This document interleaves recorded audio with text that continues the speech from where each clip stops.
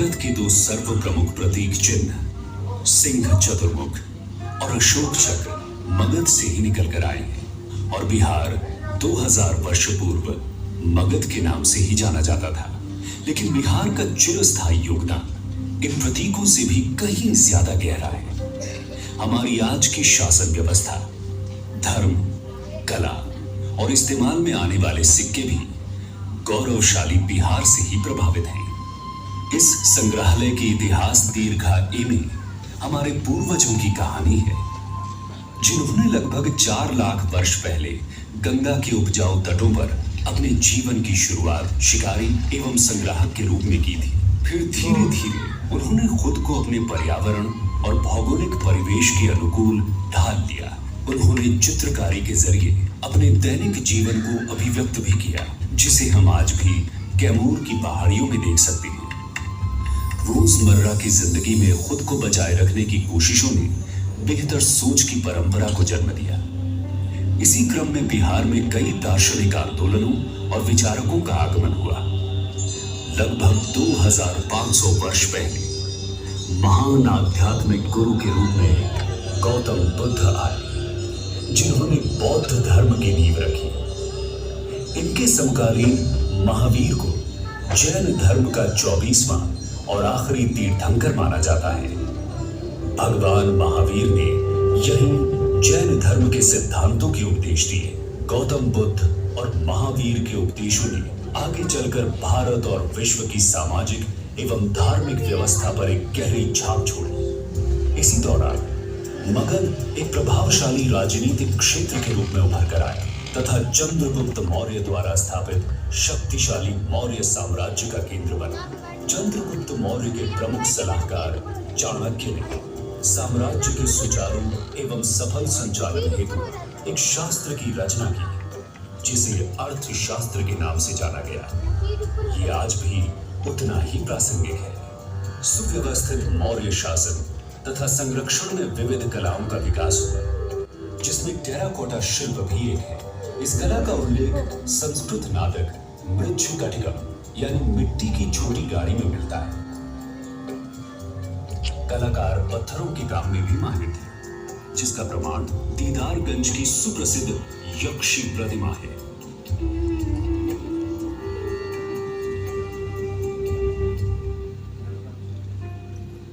वर्तमान पटना के कुम्हरार नामक स्थल पर खुदाई के क्रम में एक 80 स्तंभों वाला सभागार प्रकाश में आया है।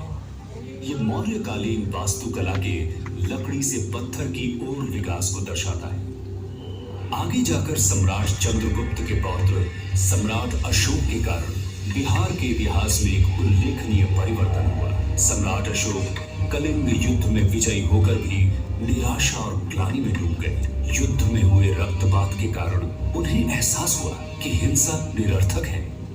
इस कारण उन्होंने बौद्ध धर्म अपनाया और उसके सिद्धांतों का प्रचार प्रसार अपने साम्राज्य के अतिरिक्त बाहरी प्रदेशों में भी किया।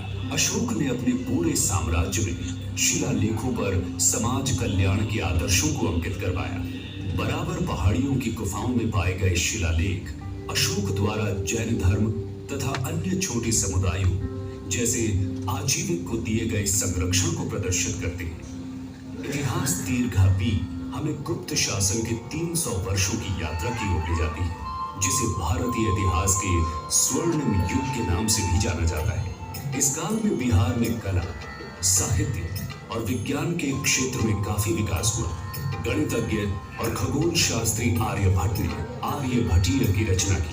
इस रचना ने अब तक कई पीढ़ियों के खगोलविदों और गणितज्ञों पर गहरा प्रभाव डाला। गुप्त काल में ही बिहार के प्राचीनतम एवं अब तक जीवंत मुंडेश्वरी मंदिर का भी निर्माण हुआ। गुप्त वंश के शासकों ने बिहार को एक शैक्षणिक केंद्र बनाया। उन्होंने ही नालंदा, विक्रमशिला, उदंतपुरी व तेलहारा जैसे प्रतिष्ठित विश्वविद्यालयों को विकसित किया। इन विश्वविद्यालयों ने आगे चलकर पाल वंश के समय में और भी अधिक ऊंचाइयों को प्राप्त किया।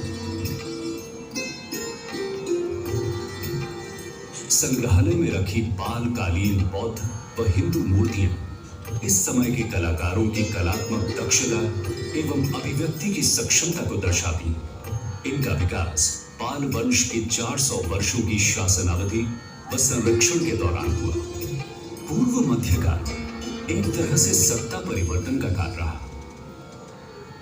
इतिहास दीर्घा सी ये दर्शाती है कि किस तरह बिहार ने इस अशांत समय में भी अपनी सामरिक नीति की महत्ता को बनाए रखा।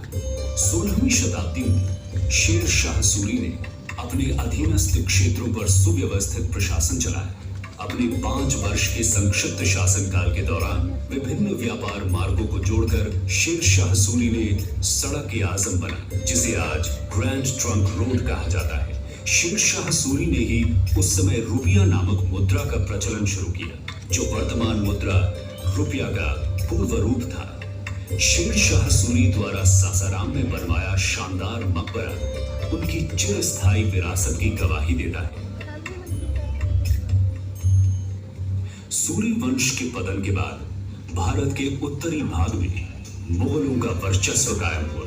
बादशाह अकबर के शासन के समय बिहार मुगलों के 12 मुख्य प्रांतों में से एक में गिना जाने लगा। इसी समय बिहार सूफी मत का एक महत्वपूर्ण केंद्र बना। ये प्रदेश शेख याहिया मनेरी जैसे संतों का वास रहा, जिनकी खूबसूरत मजार आज भी हम मनेर शरीफ में देख सकते हैं।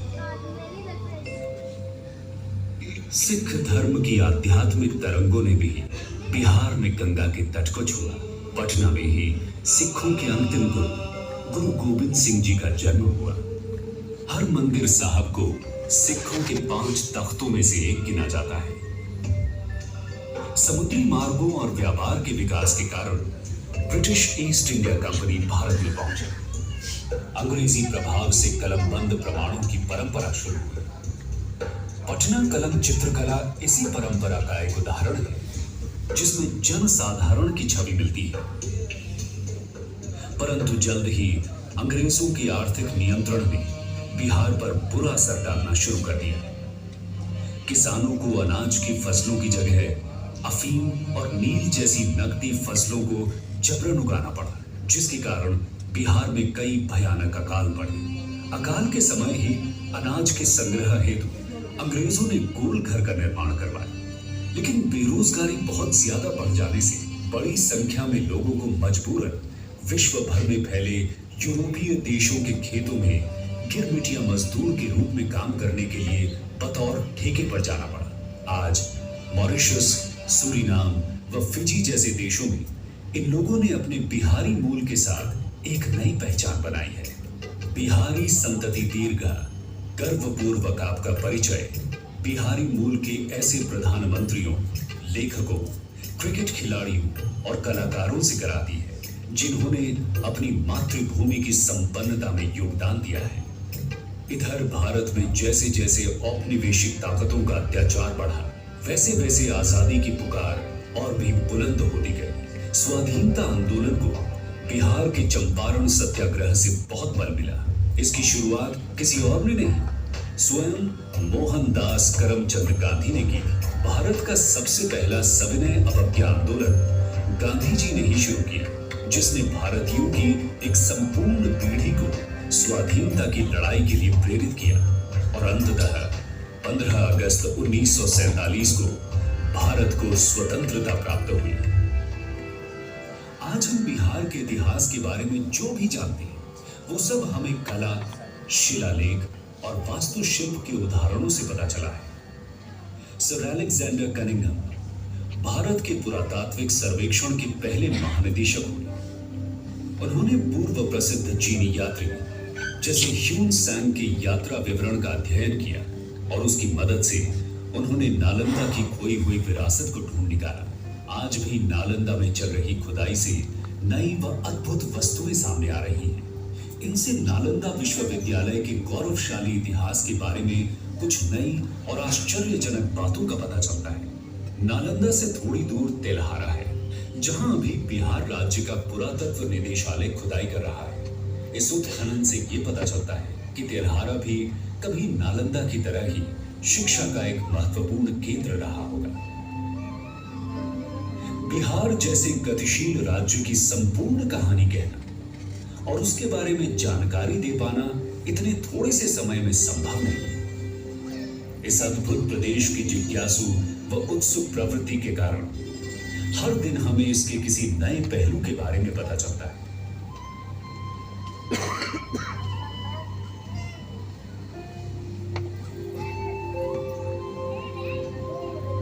बिहार संग्रहालय इस प्रदेश की समृद्ध विरासत और यहाँ के स्वाभिमान और अनुकरणीय स्वभाव की मानसिकता को सलाम करता है। आइए बिहार संग्रहालय में आकर बिहार की महानतम ऐतिहासिक क्षणों का अनुभव करें।